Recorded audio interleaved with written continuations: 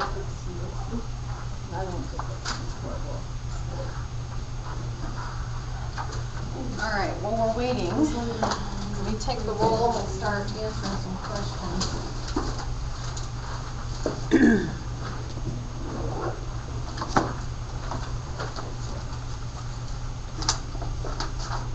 Everybody have a good Halloween? Yep. Right before I walked in here, I got a call from school that my daughter has a tummy ache. But hang in there for 2 hours. Right. I'm sure it's from candy, or I hope.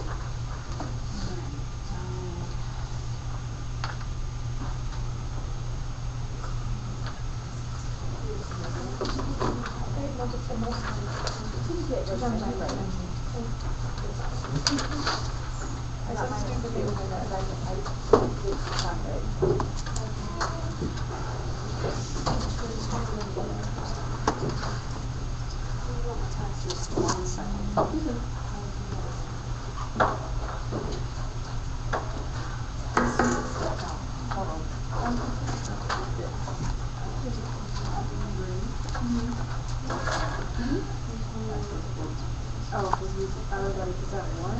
No, they're each worth 4 points. If I write something else, that means I need to say credit. So in other words, I need to point that out.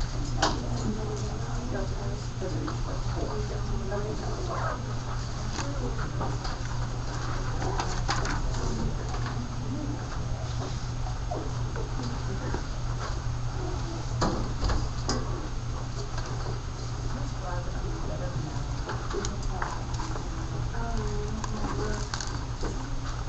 And guys, I put all your test grades, the last test and this one, into Math Lab, just so you can see what all your scores are.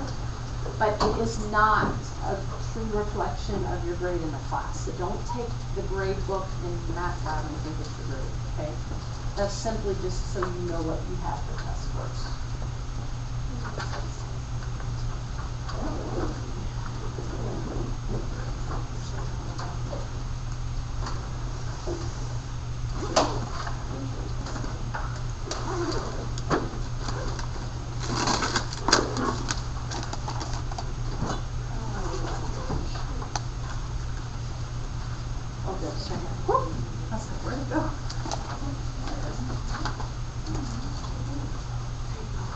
Okay, so I will field questions. Melody's not here, Carolyn's not here. Okay, let me have it.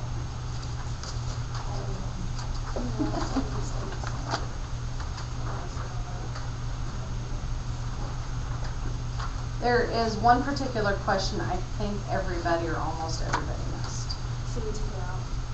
No. Because it's something you should know. It's number 19 on version 1, and it's probably the same number on version 2. Yes, 19 on both tests. They're just going to look a little different. I'll do version 1, but the same rule applies for version 2. Okay, when we divide a monomial by a trinomial, we're taking the 3y out of each term. So this becomes 2y squared.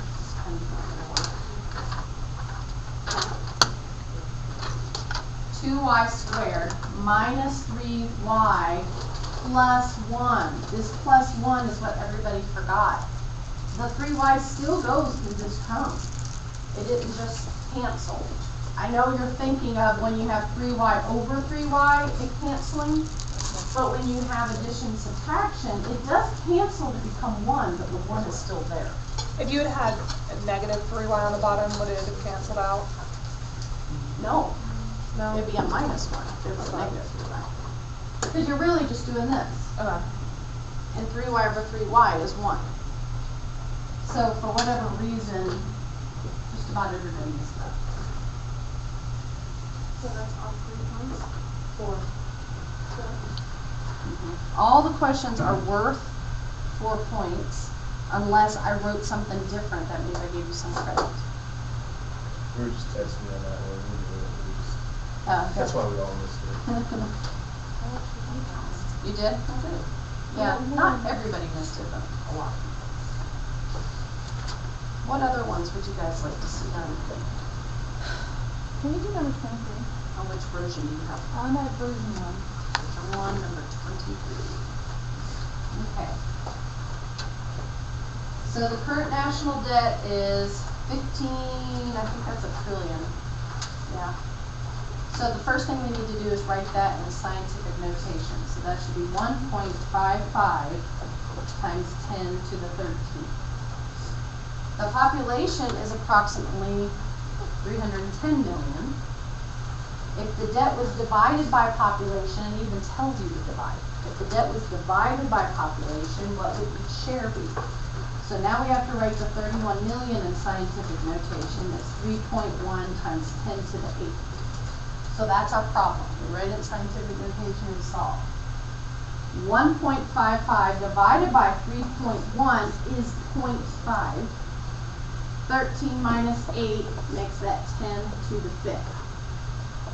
But our answer has to be in scientific notation, so we're going to move this decimal once to the right and makes this a 4. Okay, and then to have it in the other form, decimal form, would mean 50,000. So if each person could just cough up $50,000, we wouldn't have debt. Cough, cough, cough. 24. Number 24, A. Okay, perimeter of a rectangle. I'll tell you what most of you did wrong on this one. They want the perimeter. Perimeter is twice the length plus twice the width. A lot of you did 2L times 2W. Perimeter, you're adding. So this should have been twice the length plus twice the width. Distribute and combine like terms, and that should be your answer. Okay. Did you multiply? Yeah. You weren't the only one. A lot of people did. But perimeter, you're just adding the sides. Area, you're multiplying. Yes, ma'am. 15 version 1.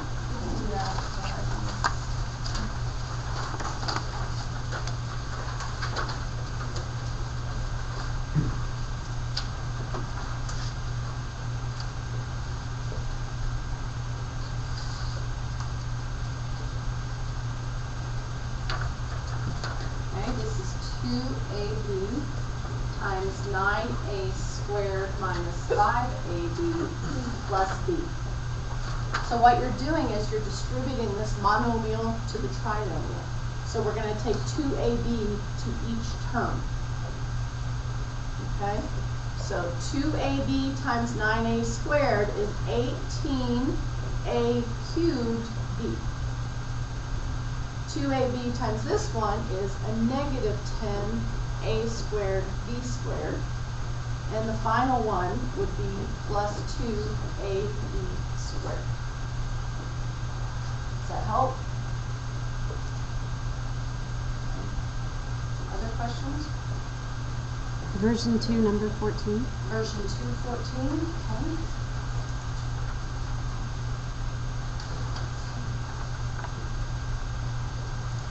Version 2, number 14 says 6x minus 2 plus x squared minus 8x minus 9. Now you can add this just going straight across, or you could write them in columns. If I wrote it in a column, you would line it up in descending order.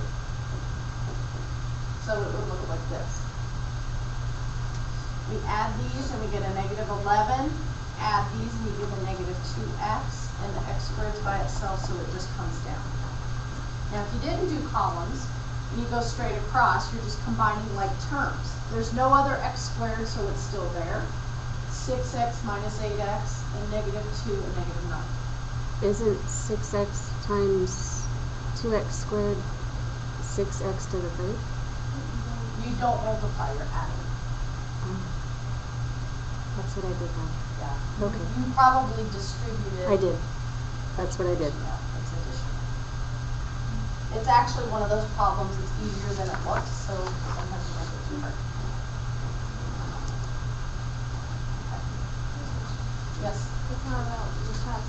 Yes. Our grade on D12, is that an accurate grade or no? No, and I just said that. No, it's okay, I think it was before you came in. I put all the test grades in there just so you have a record of what you made, but it is not an accurate reflection of your average. It's a good idea because it factors in homework and tests, but it doesn't have the quizzes. What about if you do the average of the test scores? Is that a better? That would be a real good indication of where you're at. Depending on how you did in quiz and homework, you can either bump it up or take it down a few points. But to just get a rough average, I would take the average of your test. Anything else? Okay guys, let me come around and collect them. Yeah, that was a rough one, unfortunately.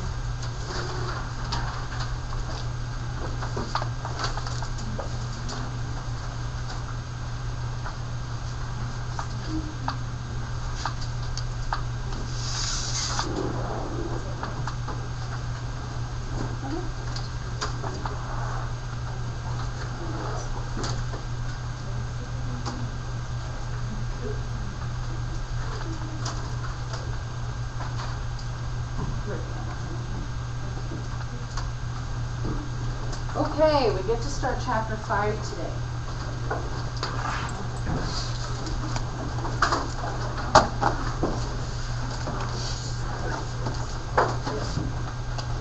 And we are going to cover 5.1 through 5.3.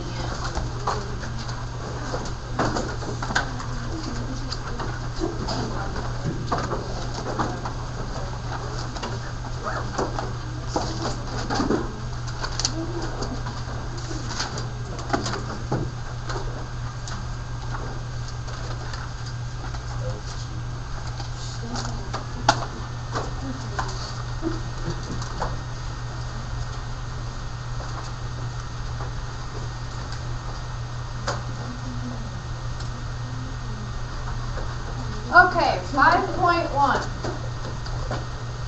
is going to be about factoring a monomial from a polynomial.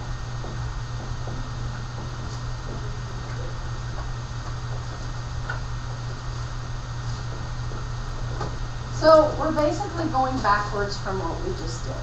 Just like you have multiplication, division, subtraction, addition, factoring is the reverse of multiplying polynomials. Okay? So what we learned last time was how to multiply a monomial times a binomial. And we saw that it was distributing the 3x, and we got 6x squared plus 15x, right? Now they're going to give us 6x squared plus 15x, and we have to turn it back into this. Yes, it is. Thank you. Okay, so now we're going to turn it back the other way by taking out the greatest common factor of both terms. And we're going to go into this in detail. But when you take out the greatest common factor of these two, it would be 3x, and you end up with the 2x squared plus 5. Okay, so we're just going the backwards way. Before we talk about greatest common factor, we're going to talk about prime numbers and prime factorization. That's something you covered back in 045. We're just going to touch on it again so we understand how to find the greatest common factor. So what is a prime number again? Number that cannot be taken out. It's two factors that only have one in itself. There's no other factors, not including one. So a number greater than 1 that has factors, only factors, of 1 and itself. For example, 2. 2 doesn't have any other factors except 1 and 2. 3. Does 4 have factors other than 4 and so on, or 1 and 4? Yes. So it's not prime, because you can say 2 and 2. 5 is a prime number, 7 is a prime number. 8 and 9 are not, 10 is not, 11 is, and so on. Okay, so prime numbers only have factors of 1 of itself. The converse to that is a composite number. And basically, it's just greater than 1 and not prime. So whatever's not prime is composite. So it would be 4, 6, 8, 9, and so on. And you noticed in both of these, it's greater than 1. So 1 is neither prime nor composite.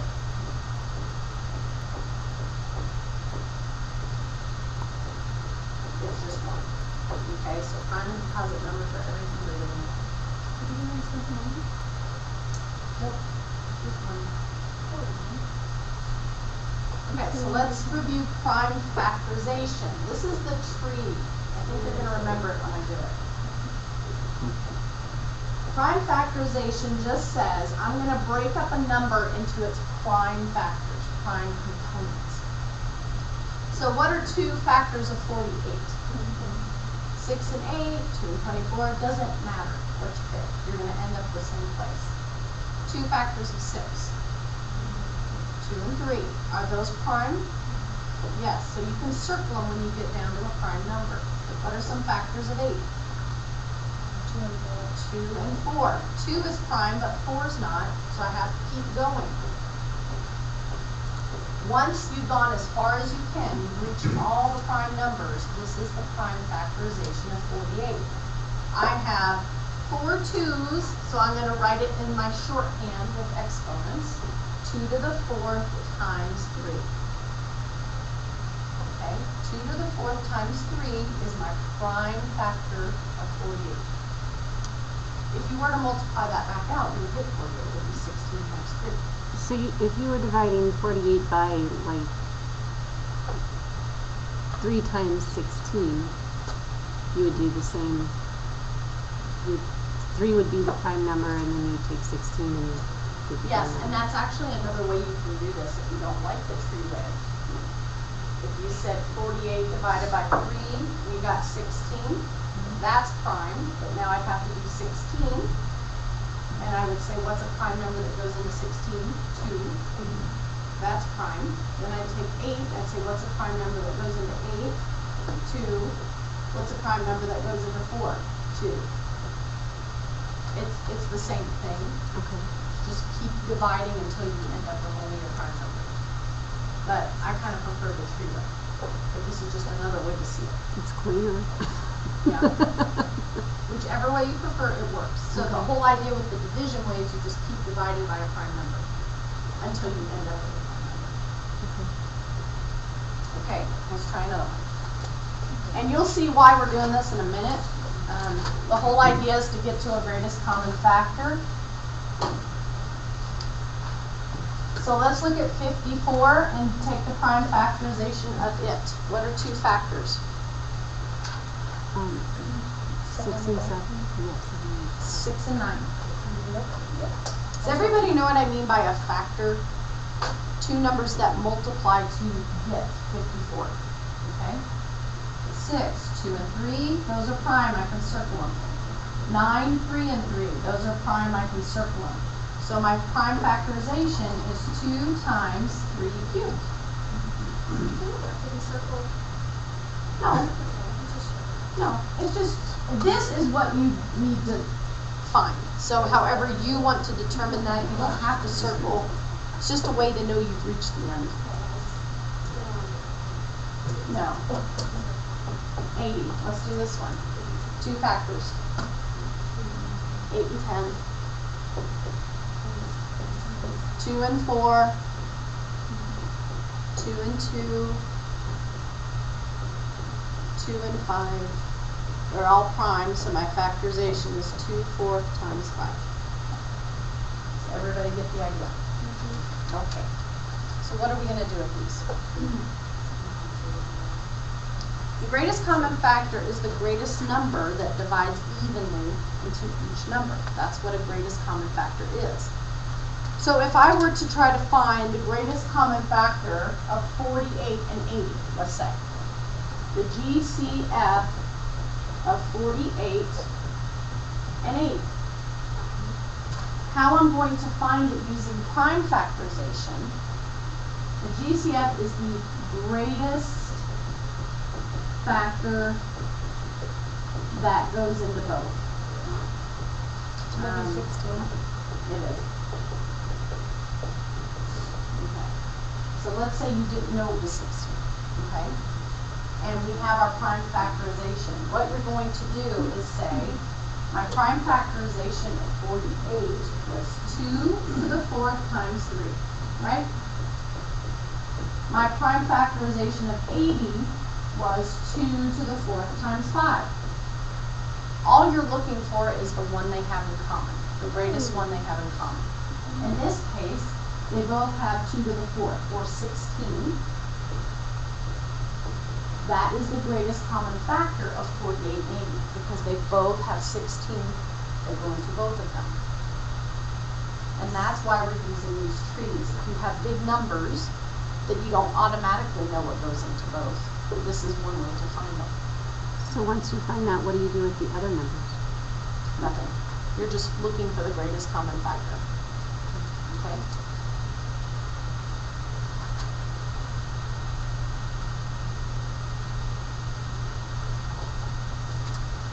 Okay. Say it's not a big number. Say we don't need to do prime factorization. We just want to know what is the GCF of 6 and 8. What would that be? What factors go into 6? You have 1 and 6, 2 and 3, right? What goes into 8? 1 and 8, 2 and 4. Is that about it? What's the greatest common factor of both? 2. So when you have smaller numbers, you don't have to do the whole factor tree. You just see what is the greatest common factor they both have. The prime factorization tree is if you're looking, like, say, at 576 and 38, or something like that. You know, you're just looking at bigger numbers and you're trying to find 2. All right, let's practice some more. Let's find the GCF of 56 and 124.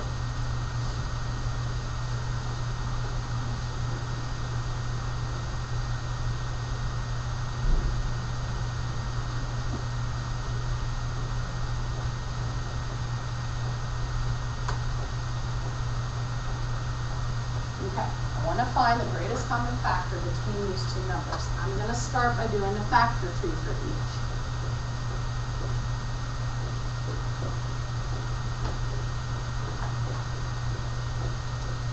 Okay, that's my factorization for 56. 124, I'm going to pick 2 and 62.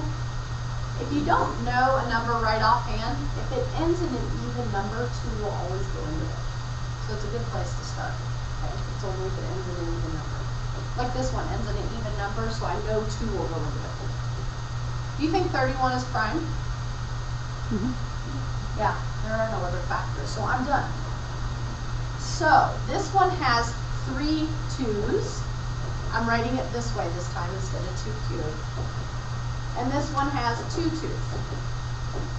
So what is the most they have in common? 2 2's.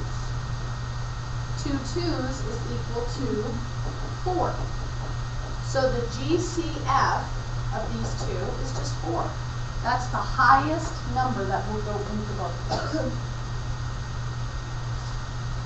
Does that make sense to everybody? Sure, no problem. As soon as you find your factors, then you compare the 2. And you say, what do they have in common? The most they have in common are 2 2's. 2 2's are equal to 4. Becomes 2 to 4. So that is the largest factor that will go into both of these numbers. Okay? All right. Now let's do some practice of taking the GCF of terms. Okay, so we talked about GCF of numbers. This is GCF of 2 or more terms.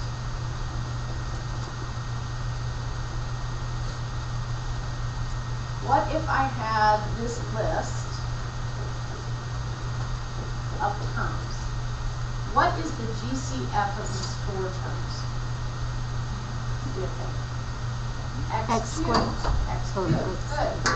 And the reason being, 3x's, 4x's, 5x's, 6x's. The most number of x's I can take out of all of these is 3.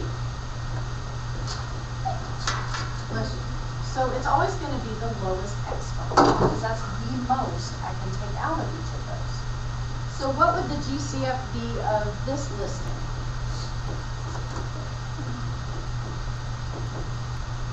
Y squared. Y squared. So the GCF is y squared, because that is the most I can take out of everything. Okay, so when you're looking at variables with exponents, you're taking the lowest exponent as your GCF. Questions? Let's look at the GCF of a squared b7, a4b, and a8b squared. Okay, what's the most a's I can take? B squared. 2. What's the most b's? 2. So my GCF is just, no? No, There's only 1. one b. A squared b is the most I can take out of each of those terms. Okay?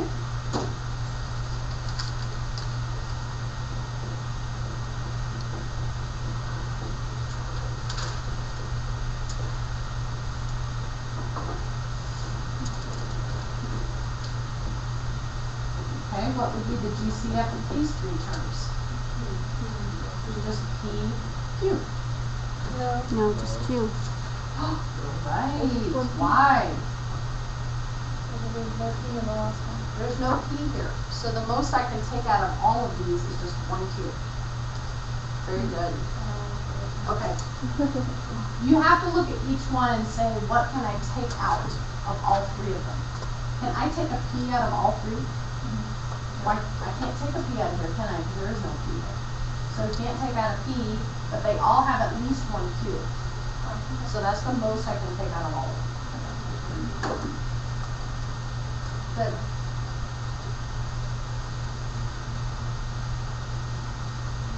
All right, how about the GCF of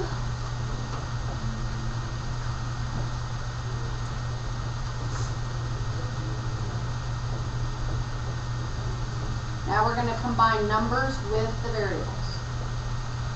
So first look at the numbers, the coefficient. What is the greatest common factor of 12, 18, and 28? 3D. Well, let's start by 12. We know 6 and 2, 4 and 3. Go in there, right? Can I take a 6 out of all 3 of these? No. No. Can I take a 4 out of all 3 of these? No, I can't take a 4 out of 18. So 2D. So your great. Yeah, that's okay. That's okay. Just right now we're just looking at the numbers. We're not worried about the sign. So 2B would be your greatest common factor. It is. So 2 is the highest number I can take out of 12, 18, and 28. Okay? Does everybody see why? No? Okay, let me back a step. Let's take this one, 12.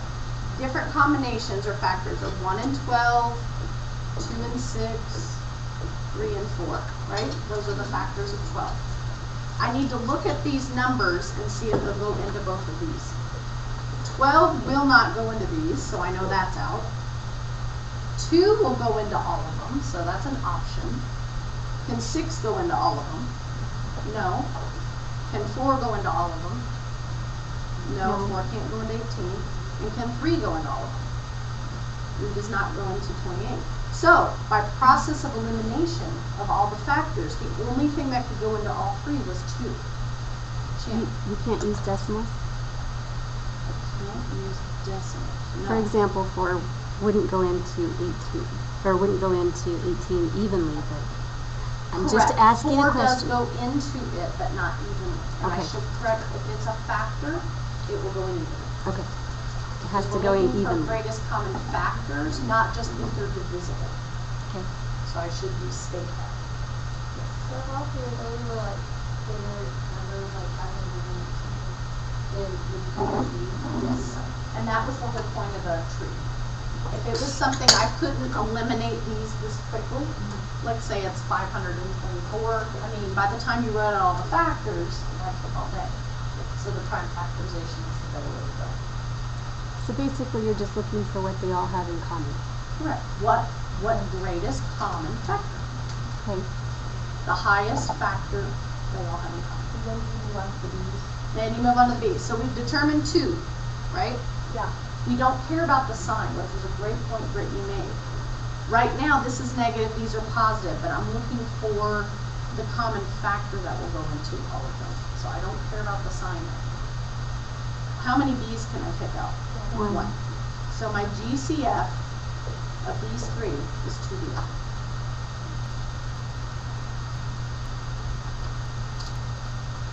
Let's look at the second one. We have a y cubed, a 9y to the 5th, and a y squared.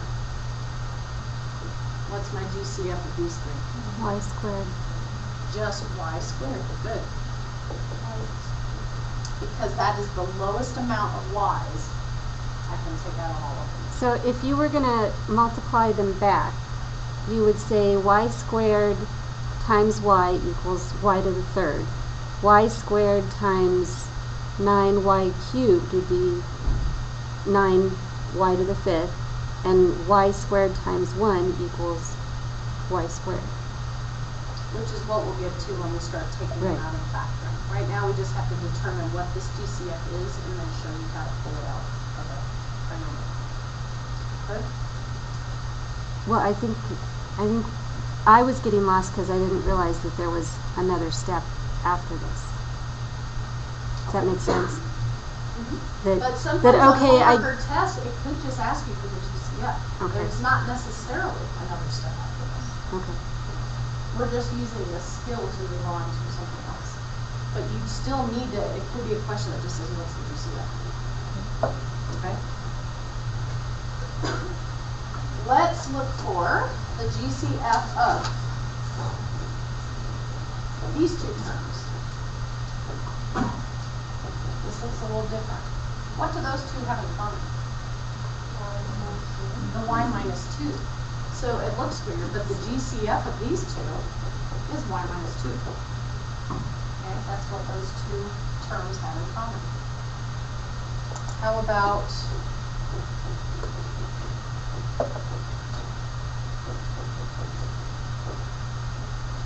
the GCF is x plus 6.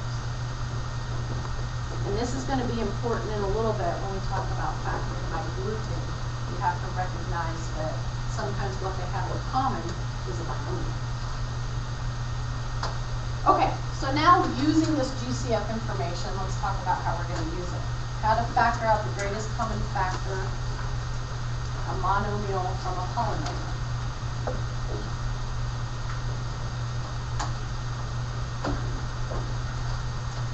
Okay, they've asked us to factor 8y plus 12.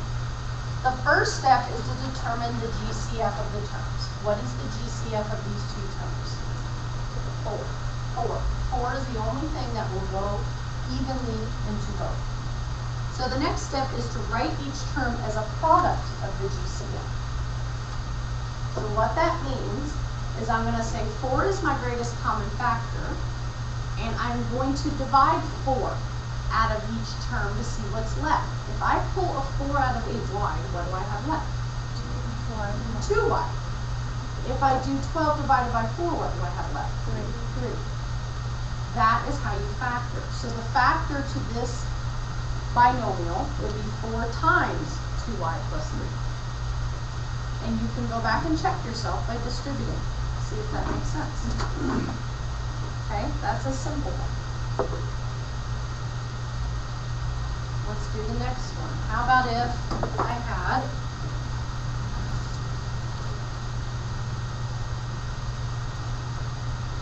they asked us to factor 3x squared plus 6x.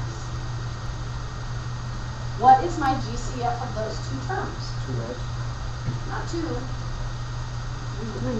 Right? Because I can't take a 2 out of here, but I can take a 3 out of both. And how many x's? 1. So my GCF is 3x. Okay, now I'm going to pull it out. Or divide. If I take a 3x out of 3x squared, what do I have left? X. If I take a 3x out of 6x, what do I have left? 2. 2. Good. Now I'm going to check myself. 3x squared plus 6x. Good. Let's say I didn't come up with the right GCF to start with, and instead I just said, I'm going to pull an x out. Let's see what happens. If I just pulled an x out of here, I would have 3x plus 6 left, right? I'm trying to show you it's not going to be an end-all if you don't find the GCF right away. You can whittle it down to the right answer. Say I didn't say 3x, I just said x. You always want to look in here and say, is this completely factored? Then you'd say, well, I can take another 3 out. So you pull a 3 out, then get your x plus 2. So sometimes it will take more than one step if you don't guess the right GCF. Okay. All right, let's try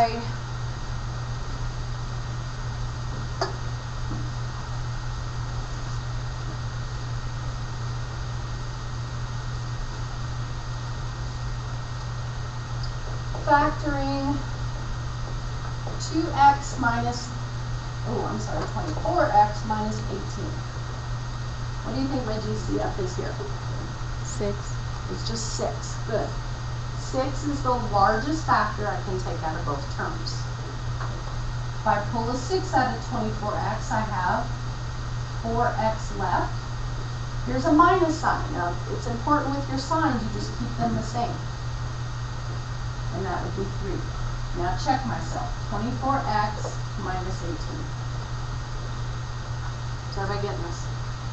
I think what's confusing me a bit is you say when I take a 6 out of it, so I'm assuming you subtract 6 from 24. Okay, I need to change my language. When I say I'm pulling a 6 out, what I'm really doing is dividing. Okay. I'm saying 24x divided by 6 gives me 4x. Okay. Because remember, I'm going to multiply it back to check myself. So the opposite of division is multiplication. So I You divide. divide the greatest Common factor.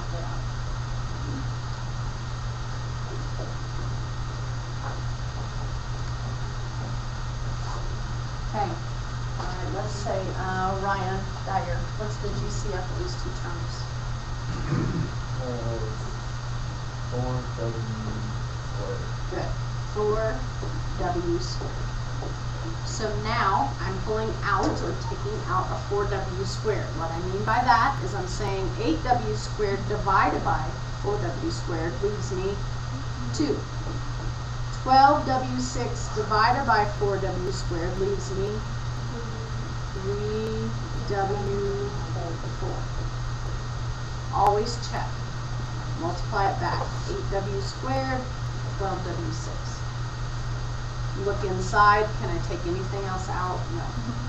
That's as good as it gets. And for that you go by what you did last time, which is 6 minus 2 would give us the 4. Exactly. Okay. Yes. Yep.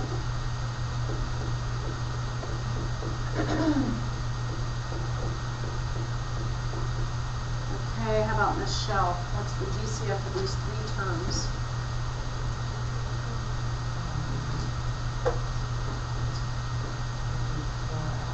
Good, it'll be 4x. 2x would be a factor, but it would be the greatest common factor. So if you pulled out a 2x, you'd still get something inside the parentheses, and then you'd realize I can take more out. I can divide another 2 out. And if you're having trouble finding the GCF, there's going to be several problems to help you practice that.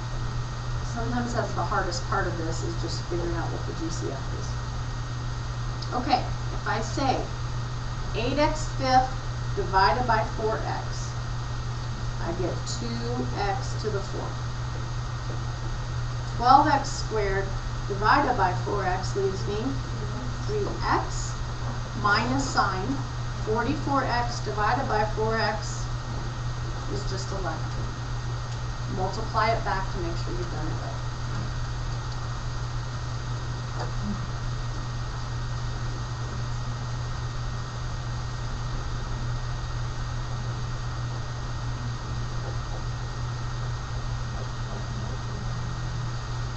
Okay, how about Melissa? GCF.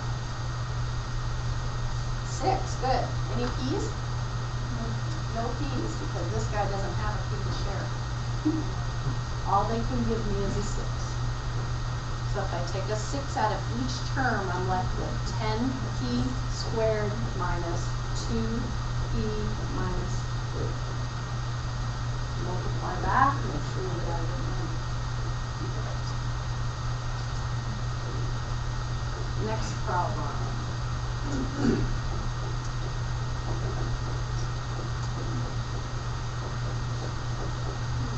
How about Elizabeth?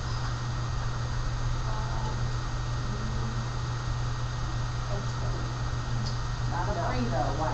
Just x squared, because he doesn't have any numbers to share with me. So x squared is all they can get. Good? Good. This is where you guys messed up on the test. X squared divided by x squared is a 1, so you still have to put that 1 there. Good. And then 9 what?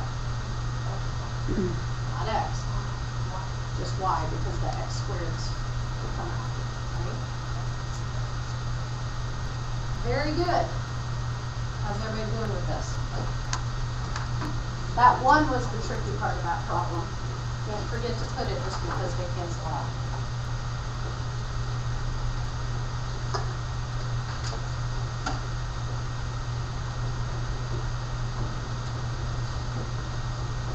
What's the GCF of this one, everybody? Good. 6x plus 5. Sometimes the GCF is a binomial. I can take a 6x plus 5 out of both terms, and what do I have left? X plus 9. Cool. That's going to be very important. Coming up here in a minute.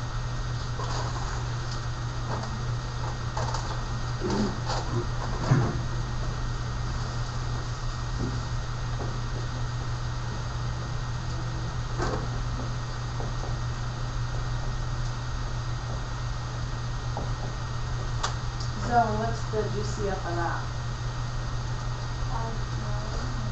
Good.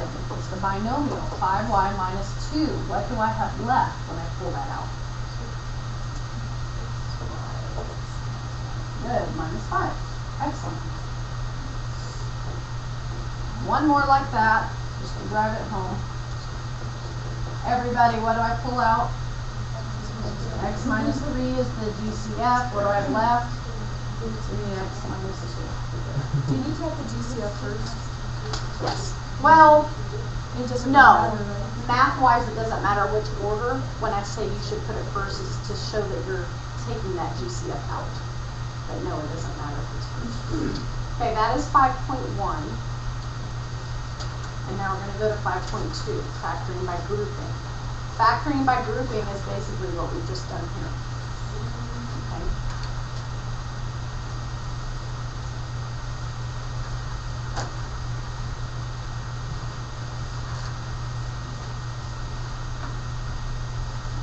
So the first step to factoring anything is always look for the GCF. That's what you got to remember. Pull out the GCF first step. Okay, 5.2, we're going to talk about factoring by grouping.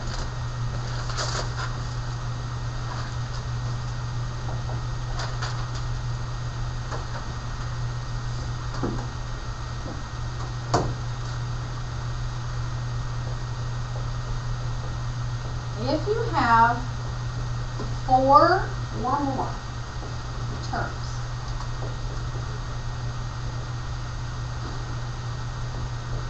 you can possibly factor by removing common terms.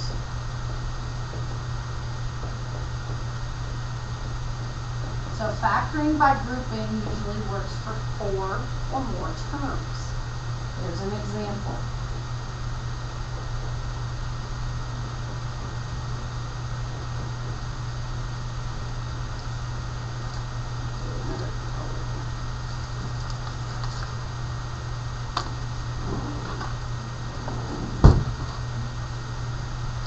Okay, what variables in these 4 terms do you see are in common? Not common with everything, but are repetitive. C and D are M and N, right? I have 2 C's and I have 2 D's. I have 2 M's and I have 2 N's. So if I were to take a C out of these first 2 terms, I would have M plus N left. If I were to take a D out of the last 2 terms, I'd have an M plus N left. Now, does that look like something we just did? Yes. The GCF is M plus N. And I have left C plus D. So you're factoring by grouping. You're taking things that are the same. The C's are the same, the D's are the same, the M's are the same, the N's are the same. Okay, so you pull out 2 terms at a time. The first 2 terms take out a GCF. The second 2 terms take out a GCF. Then you can take out the binomial GCF. So it's what we just did, but in 2 steps.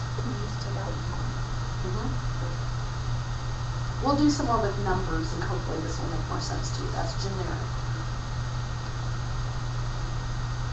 Okay, instead of writing all this down because it's in the book, I'm just going to read it to you. Factoring a 4-term polynomial using grouping. That's what this is. First, you determine whether there are factors common to all 4 terms. If so, factor it out. Then, if necessary, arrange your 4 terms so that the first 2 terms have a common factor and the second 2 terms have a common factor. Then use the distributive property to group into 2 terms and factor out the GCF. So, all that wording, what it means, we're going to do in a problem.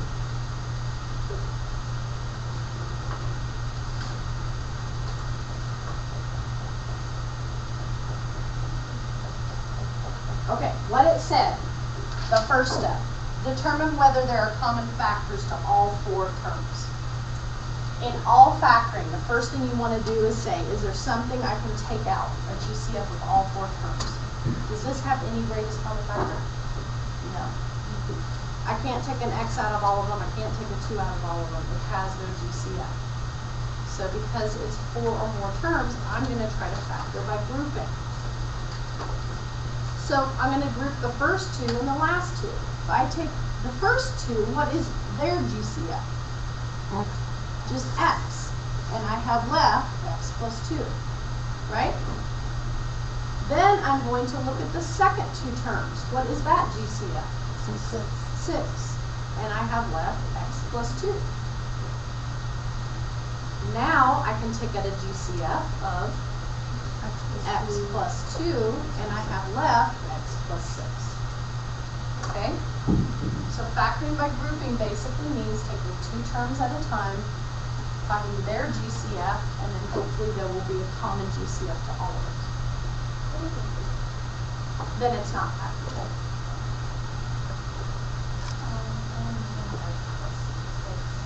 Okay, right here, and you did one for me a minute ago, Zoe. Remember when we just had this and I said, what's the GCF? And it was X plus 2. So what you have left, if you take an X plus 2 out of both of these terms, you have an X and a 6 line. Okay? Let's look at the next one.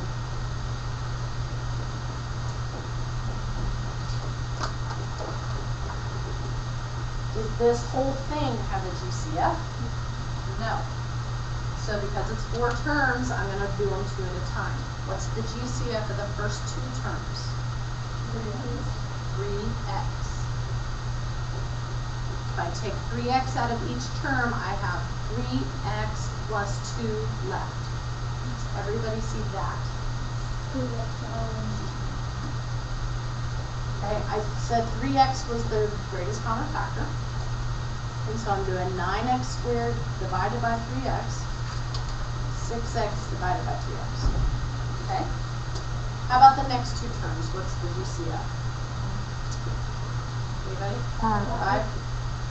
So if I take a 5 out, I have 3x plus 2. Now these match, so they're my GCF. And what do I have left? Plus 5. Good. That is factoring my grouping. All right. How can I check myself on these? Do what? Yeah, multiplied out. What was the term we used for FOIL? When they're two binomials, you FOIL it back out and see if you get what you started with. Okay, that's a way to check on your test. 30x squared plus 18x plus 35x plus 21. How about Keeley? What are my GCF on my first two terms? That would be 6x. 6x. If I divide 6x by both terms, I have left a 5x plus 3. Okay, Shannon, what is my GCF of my second two terms? 7. Was 7. And I have 5x equals 3 left. It's really nice when it works out that way, because now I can take 5x plus 3 as my GCF, and I have 6x plus 7 left. So if you were to get to this point, you tried to factor by grouping, and this ended up being like 3x plus 4 or 5x plus 4, then you're done. You can't do anything else. That would be factoring. So it's only when it works out nice that you can take something else out. Yes.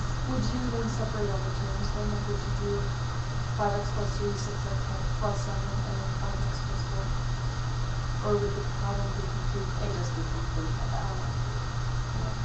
That would be as far as you could go. Unless you redistributed, then you end up at your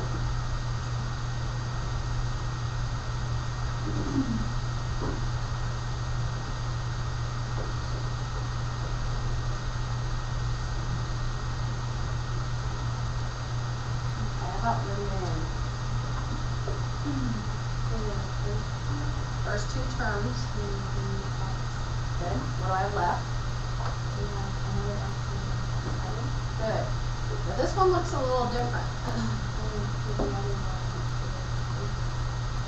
It's already x plus 7. There's not a GCF. But to factor by grouping, here's what we're going to do. We're going to say I can take a 1 out, right? Of each. So I want this x plus 7 to match this, so I can take them out. So by saying it's 1 times x plus 7, it allows me to pull out the x plus 7, and I just have x plus 1 left. Okay, so when the last two terms already match what you have pulled out, you're going to multiply it by 1. So that when you break these up into two binomials, you have x plus 7 and x plus 1. Melissa. Can you switch to them by terms? So instead of the 7x and the x in the middle, can you just switch them? So that you have something in common? Oh, these two? Yes. Sure, you sure could. And that's another part of factoring by grouping. You can rearrange these to work for your benefit. So what she's asking is if I rewrote that 4 terms in a different way. If I moved the x to be here and switched it with the 7x here, let's see if it still works. These two terms, I will take out an x, and I have x plus 1 left. These two terms, my GCF is 7, and I have x plus 1 left. So when I pull out the x plus 1 as my GCF, I have x plus 7 left. Looks just like this. Works the same way. So yes, because of the what property, can I move these around? Remember that? The commutative property with addition. It doesn't matter what order they're in, as long as they're addition. So that's perfectly fine to do that. Because she could probably see immediately that she wants her 7s together. Okay? So either one of these ways will work. Very good point, Melissa. Thank you. All right.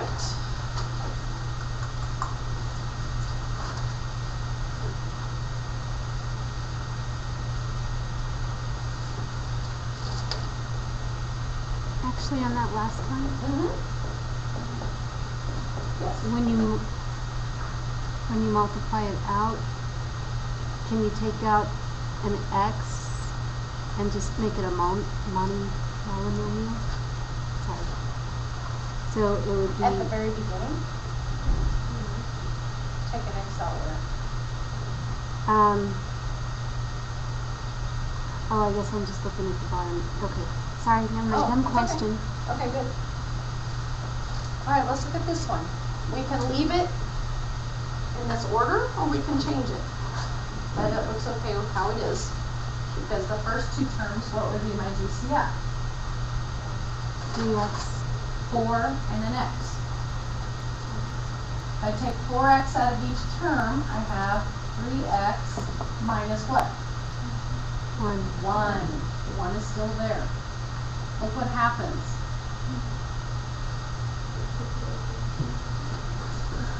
Kind of looks like what we want, but the wrong sign.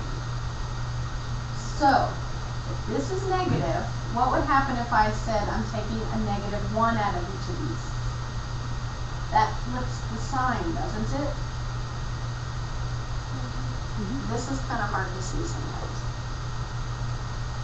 I knew that I wanted 3x minus 1. This looks awfully close. But I want it to be the opposite sign. So instead of -3x plus 1, I want it to be a positive 3x minus 1. So how you can change those signs is to take a -1 out of both, and it flips their signs.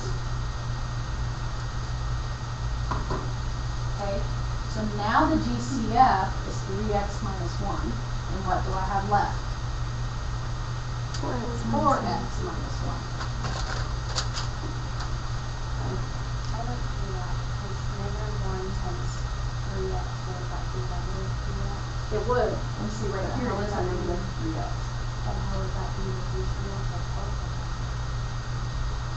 Like the bottom one, you said it's 3x minus 1 instead? But that's not true, because it's supposed to be negative 3x. We made it 3x minus 1 because we divided the -1 out of each of these terms. By making this -1 here, that means I'm dividing -1 through each term. When I divide it through each term, it changes their sign. So at the top there, that's a -3x? This is, right now, it's -3x plus 1. In order to change these signs, if I divide each by a -1, it changes their sign to match this.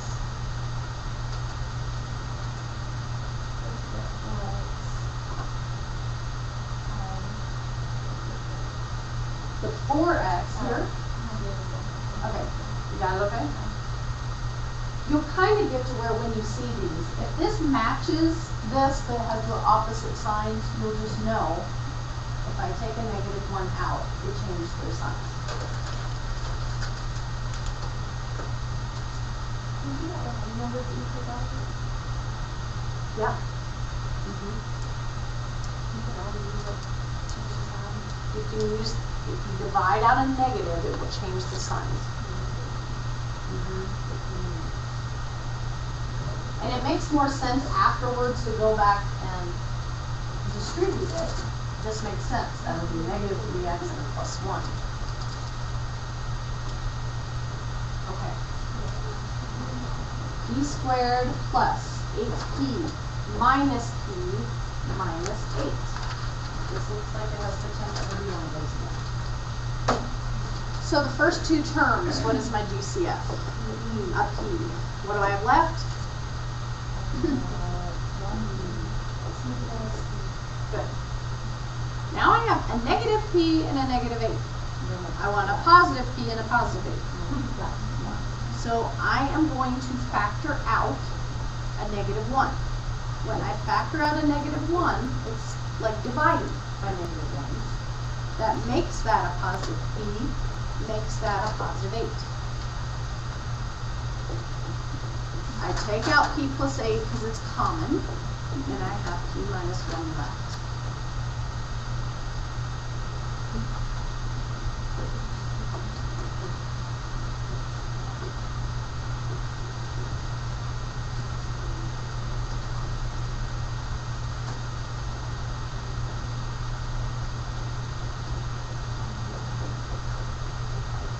This is going to be one like Melissa was asking, actually.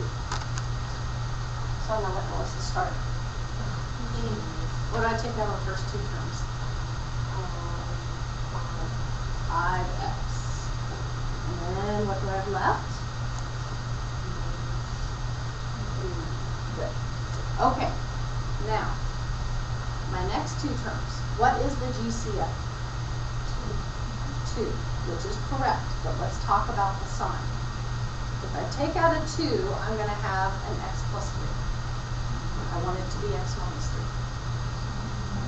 So I'm going to take out negative 2. Because then, if I take out a negative 2, I'm going to have a positive x and a negative 3. So the sign right here determines what these signs are going to be. And if you didn't see that right away, that's okay. Watch.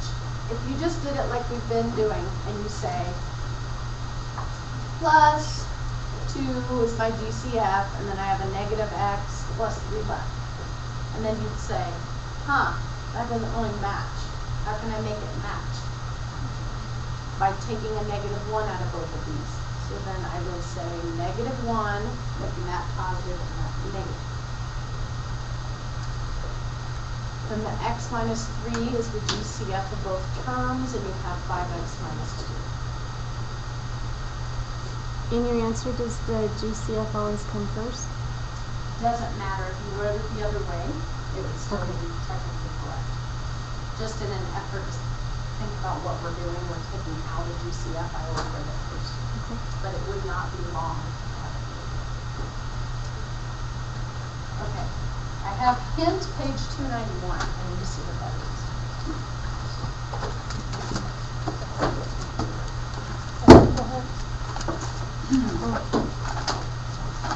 Hint page 291. It's just the negative. Oh. The third term is positive. Yeah, it's at the bottom, the helpful hint, and it's talking about turning a positive into a negative. What were you just doing? Okay, so you might want to star that or make a note to go back and read it. Okay?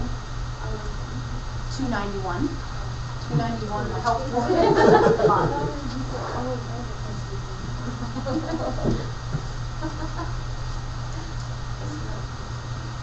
Okay, let's look at one that's factoring by grouping, but it has more than one variable in it.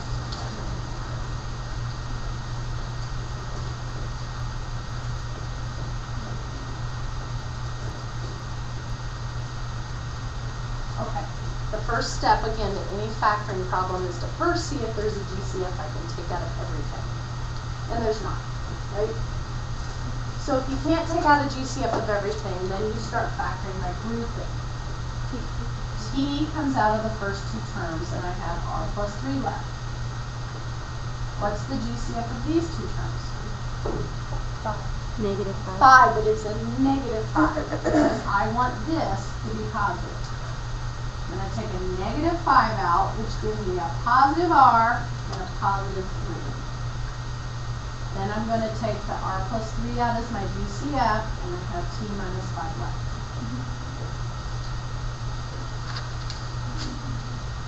Very good. Okay.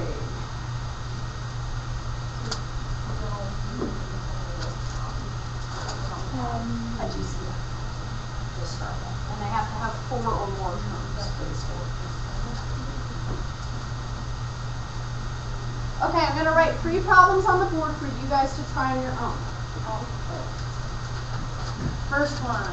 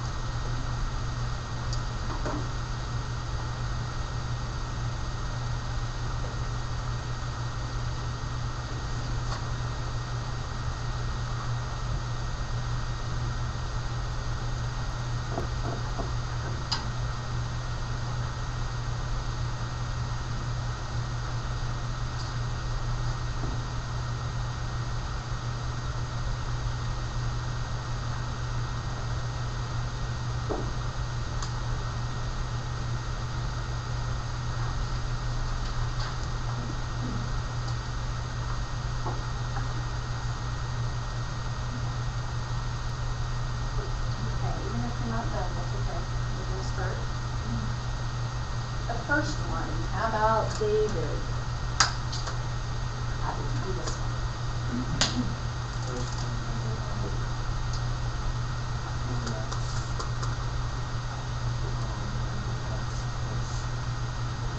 What do you have left here? And you take a 3x out of 6x squared?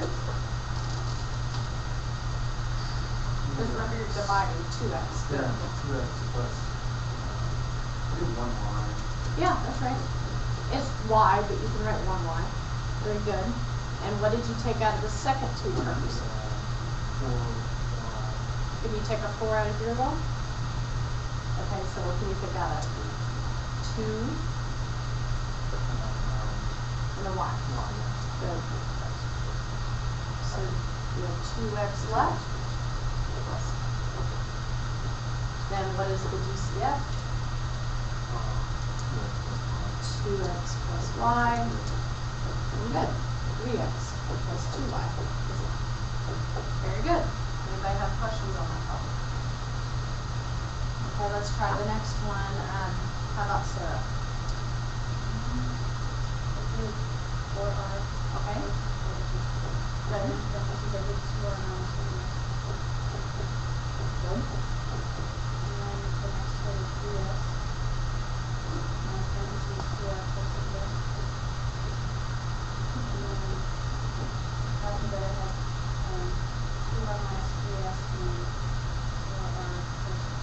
Okay, good. You're on the right track, but what's different about these two? So what do I have to change that? No, What? let's look up top, it's a negative. Oh, it's already negative. Okay, so you did it the right way. Yeah, you were right.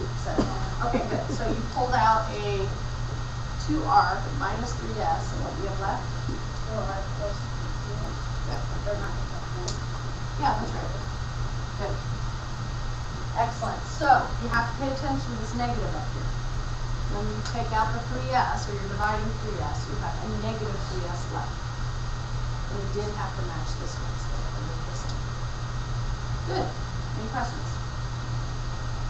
Okay, the last one over here, how about Scott?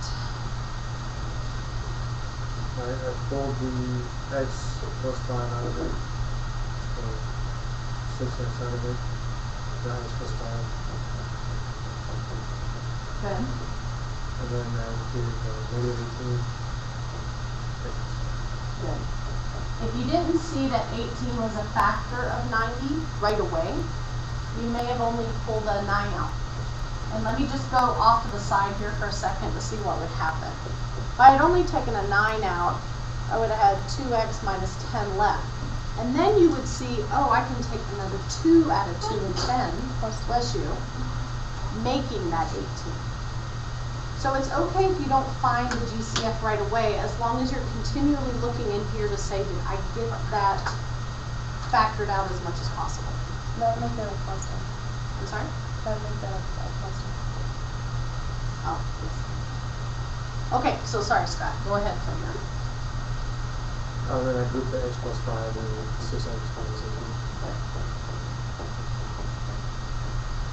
Okay, now on this one, I think this is the first one we've come across that this has happened. When you get to this point, typically we're done, right? But take a look at these binomials. Are they completely factored? Why not? Was it 16? Because this, I still can take a GCF out. So you always need to look at your final factor and say, is there anything else I can take out of those parentheses? And in this one, I can pull another 6. So this is actually x plus 5. I'm going to take out a 6, make it x minus 3. To rewrite this nicely, you might want to rewrite it like this. It means the same thing, it's just written with the coefficient in the front.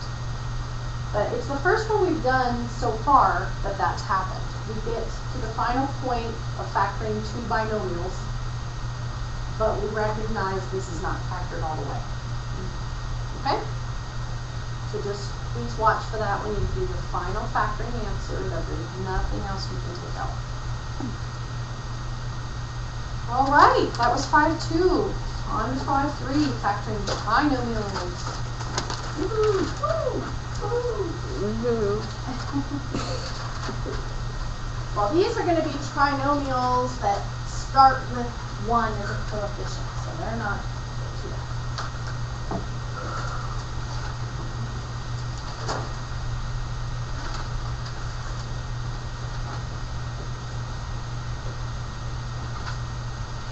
Factoring trinomials of the form ax squared plus bx plus c, where a is going to be equal to 1, meaning that the lead coefficient in these problems are going to be 1. Now, does anybody know what a trinomial of this form is called? Okay, it's called a quadratic. It's called a quadratic equation. Okay, because you just might see it referred to that. Quadratic equation just means you start with degree 2. The trinomial starting with degree 2. Alright, so let's look at our first one. In this quadratic, or trinomial, what is a in this form? A is 1. What is b? 7. What is c? 12. Okay? So I'm showing you in this form, sorry, a, b, and c, what it is in a real equation. Okay? So when I refer to a, b, c, that's what I'm talking about, is those coefficients. When we are factoring a quadratic, what we're really doing is reversing it back to 2 binomials. So remember when we FOILed this? First, outside, inside, last. When we FOILed that out, we ended up with x squared plus 7x plus 12. So all we're doing is going backwards. Quadratics are going back to the binomials. So it's like FOILing backwards. Okay.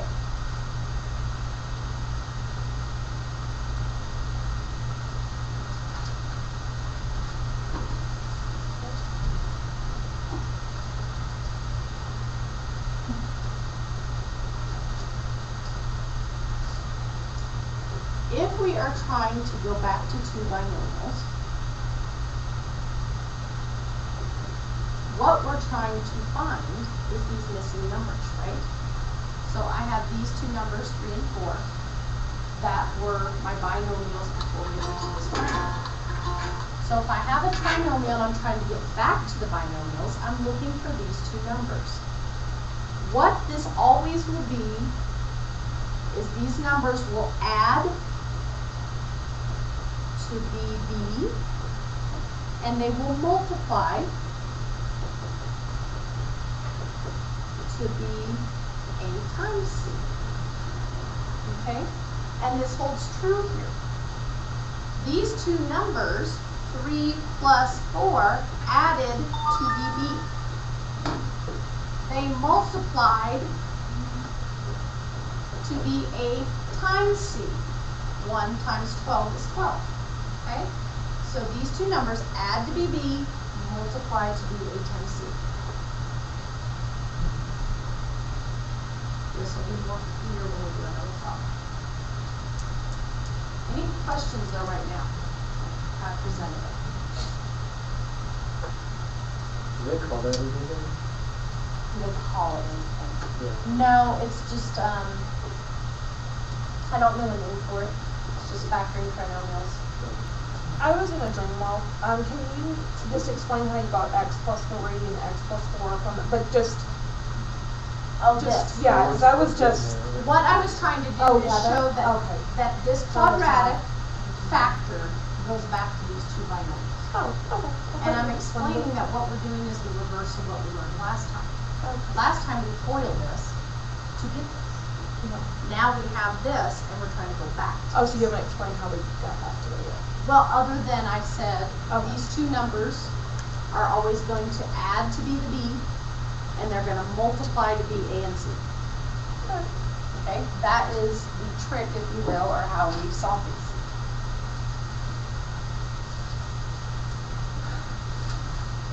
Okay, so look at our first problem.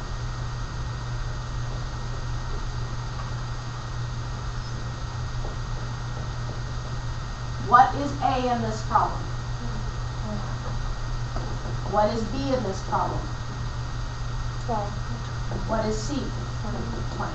Okay, so when you see a trinomial, this is what you're going to write over the side. You're going to say, what plus what equals B? What times what equals A times C? So this is B, this is A times C. Okay? These two little lines over here to the side are going to be your key. And they have to be the same numbers. Two numbers that will work to be add to 12, multiply to be 20. And you're right, it's 10 and 2.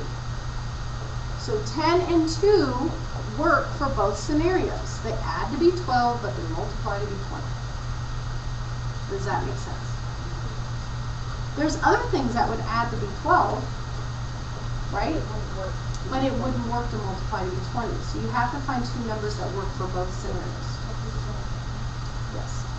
Okay? Then once you found that, you write your two binomials. X plus X plus. Boom, boom. The numbers we just found are what you're going to plug in. Voila. 2. He is my fact checker today. No, you're good. I'm obviously making some mistakes. Okay, so the two numbers we just found go in there. We are done. We factored this trinomial. How do I check it? I FOIL it. X squared plus 2x plus 10x plus 20. Combine like terms. And I have what I started with. So it is truly the factorization of that quadratic. Makes sense to everybody so far? Good.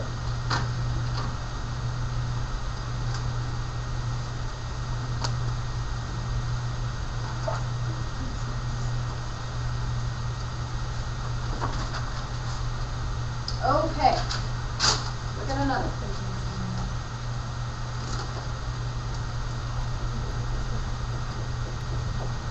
Okay, what am I going to write over here to the side?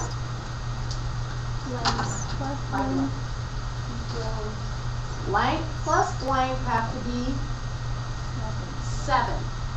Blank times blank have to be 12. I just did it? Yeah, we did a 7. Oh, sorry. So x plus 4, x plus 8. Very good. We'll do it.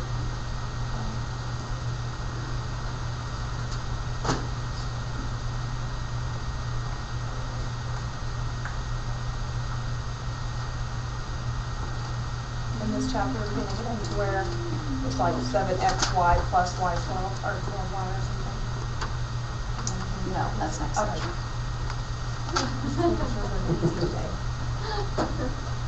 Okay, let me do one more for you before I go into the positive negatives. Let's do x squared minus 13. X squared minus 13x plus 12. This is our new problem. So what plus what equals negative 13? This sign goes with it.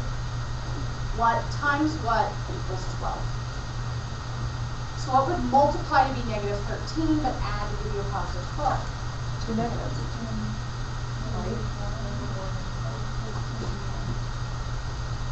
Okay. 12 and 1. 12 and 1, but which one is negative? Both have to be negative. Both have to be negative. If both are negative, does it work for this? Yes. Okay. So here's where your signs are important. Negative 12 and negative 1 become a negative 13. 2 negatives equal a positive 12. So now when you write it, it's x minus 12 and x minus 1. And check that after. Alright, here is a little hint as to when they're going to be positive or negative signs.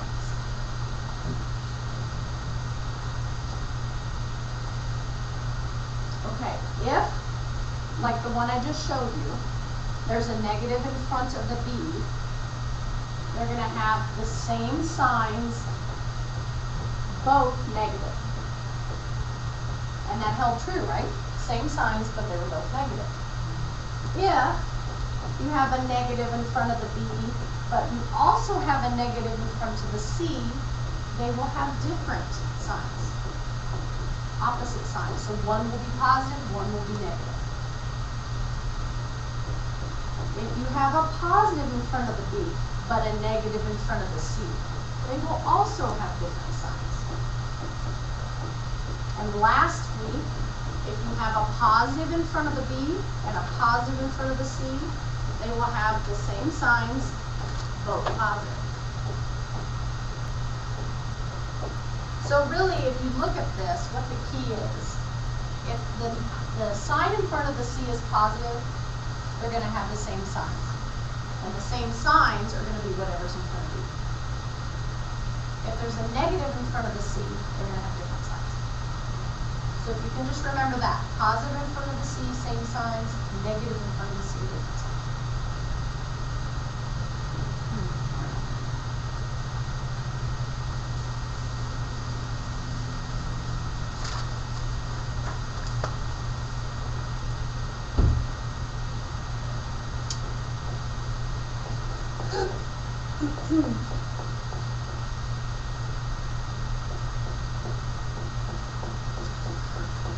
Okay, just looking at these two first, the only thing that's different is the sign in front of B. So based on what I just told you over there, how should this one turn out? They're both going to be positive. So when you write your binomial, you know they're both going to be positive. What will this be? Both negative. They're both going to be negative. Very good. So because they're the same other than that, it's still going to hold true. Something plus something has to be 11, or negative 11 in this problem. Something times something has to be 18. So what two numbers will it be here? 9 and 2? And it'll be 9 and 2 up here as well. The only difference is the signs. Make sense? Okay.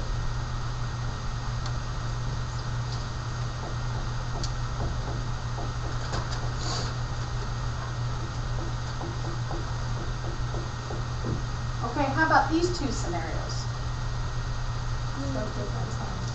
In both of them, they're going to be different signs. We just don't know which one will be positive and which one will be negative, because obviously they're going to turn out different. So let's try this. We know they're going to be opposite signs, but let's do each problem. In this one, they have to add to be negative 7, and they have to multiply to be negative 18.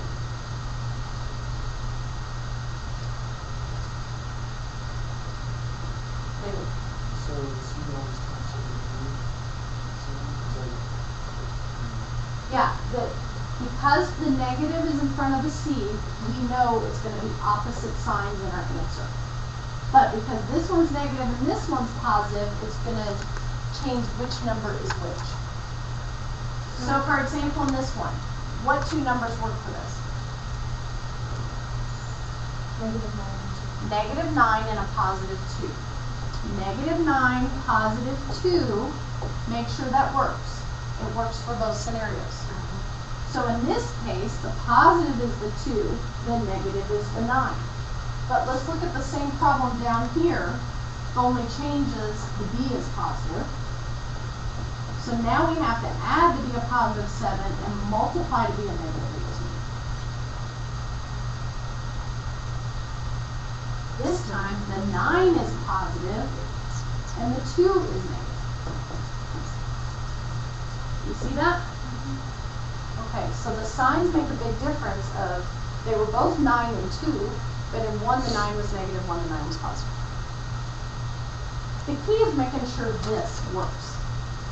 You don't memorize the signs so much if that confuses you. Just make sure this works, and you'll be okay. All right? We're doing good. We're almost there. 2 more sheets.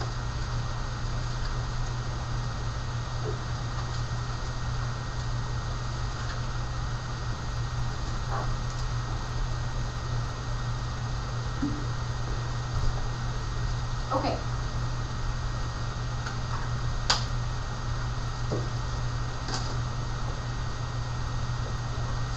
You guys want to try them on your own? Sure. Try that one. Try that one. And this.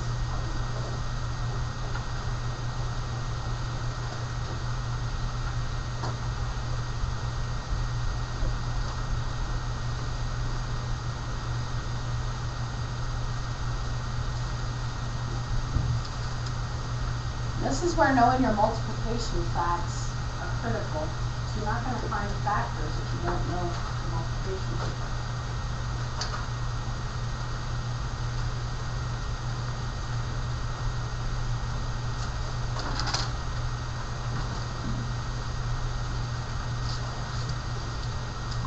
I'm going to add more for those of you who just need more. Lazy people.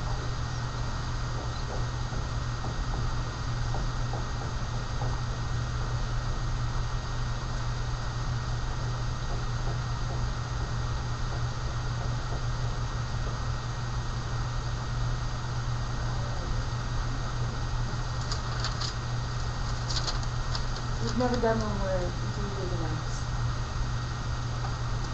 I just make it equal. Where the what?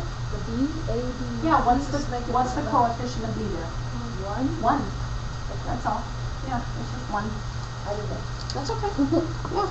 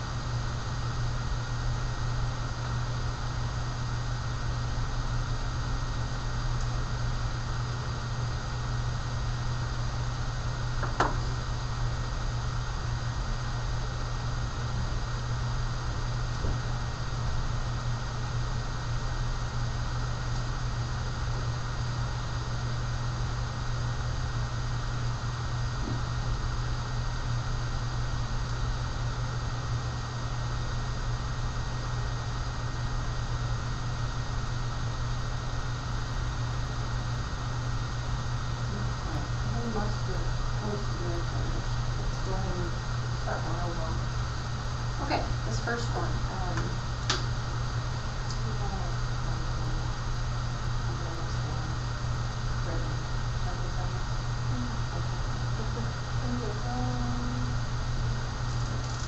Okay. So the common factor is 9, 8, and the x is going to be x plus 1 and good. Okay, I'm gonna go through it one step at a time so everybody sees what you did. So something plus something has to be 1, right? And something times something has to be negative 72. So that's how you got the 9 and the 11. Is it positive 9 and positive 8?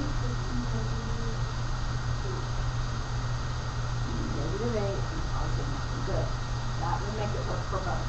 Also, we see that the negative in front of the C means that we're going to have opposite signs. So we know there's going to be one positive and one negative. So I have x plus 9 and x minus 8. And I can check myself up for 1 and a half. Okay, good. How about Michelle over here? What do they have to add to be?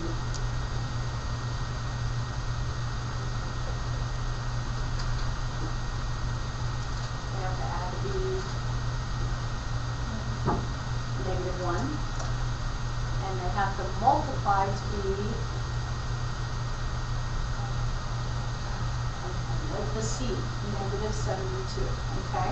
So they're adding to be the B, which is negative 1, and they're multiplying to be C, which is negative 72.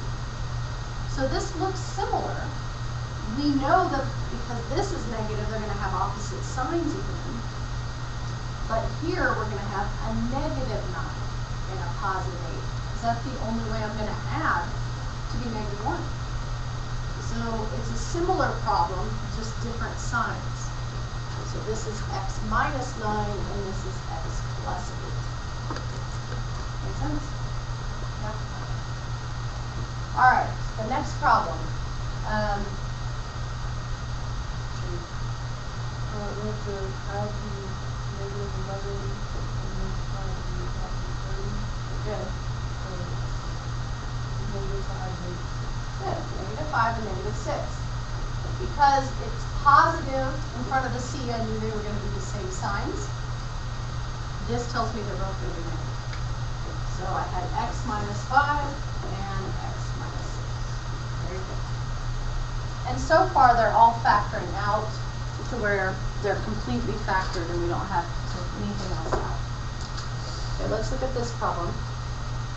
Here they have to add to be 4, and they have to multiply to be negative 32. The negative sign tells me they're going to be opposite signs.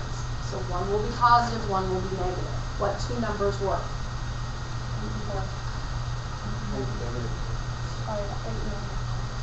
8 and negative 4. Yep, because they add to be 4 and they multiply to be negative 32. So here I have a t plus 8 and a t minus 4. Good. Oil to check yourself. Okay, next one. Here they have to add to be negative 14, and they have to multiply to be 49. This positive sign tells me that they're both going to be the same sign, but they're both going to be negative. So the only thing that works is negative 7 and negative 7, right? So it is x minus 7, but what's another way to write that? Good. X minus 7 squared. Very good. Is that how you want it on the test to do it, like x minus 7 squared? And if you'll notice, this was that rule, that special rule for binomials, if they're the same, that you square the first one, you take twice these two, and you square the last. That was one of those special rules. Okay, last one. These have to add to be negative 11, and they have to multiply to be negative 16. The negative tells me they're going to have opposite signs. What works? 4 and negative 15. 15 and 4, is that what I heard? Negative 15. Negative 15 and a positive 4. Sometimes the hardest part is trying to think of the two things that would work, right? What's one way if you're stuck? You just Factor find three. the factors of 60. 1 and 60, 2 and 30, 4 and 15, oh, I forgot 3, 3 and 20, and so on. You do all the factors, and then you look at them, and you say, which ones could I add to give me 11 if I change the signs? Okay, that's one way to figure that out. I don't know why you guys are packing that way so Okay. Because we're not quite done. You did it, 10 till. Is the clock wrong? Is it not 20 till? No. Okay, well, let me see what I can do in 5 minutes then. This is important to know what a prime polynomial is. Prime polynomial, what do you think it means? What's a prime number? One and itself. You can't factor it. So for example, if we went to try to factor this problem, we would say what adds to be 3 and multiplies to be 8. Can you think of anything? No. If you went through the scenario of 8, all the different factors, you'd see that nothing adds or subtracts to give me 3. So this is called prime, and it's not factorable. Okay? And you won't know that till you try to factor it. You can't come up with any factors. Then that's going to be prime. And that's how we have to show our work. Yes, then you'd have to show your work that you tried. Okay, this one. Is there anything that adds to give me 10 and multiplies to give me 20? Well, 20 factors are 1 and 20, 2 and 10, 4 and 5. Are any combination of that going to give me 10? No, so this one is also prime. You just write prime or do you write non-factorable? Either one. Prime or non-factorable, I will accept. Okay. The last thing I want to show you today before you leave, just so you know how to do your homework, is sometimes there's going to be a form where there's 2 variables. And if we have to rush through this, I'll cover it at the start of next time, but I at least want you to see it. Sometimes you'll see a form where they stick in an extra y here. It's still a, b, x, c, but they put an extra y at the end. So when you go to factor it, you're still going to have your binomial with an x. But whatever number you find here, there's going to be a y stuck at the end.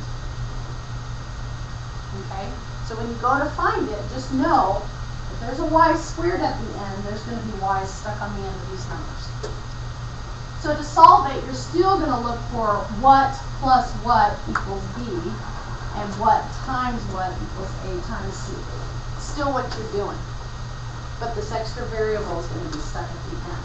So here's one example, and then I'll let you go.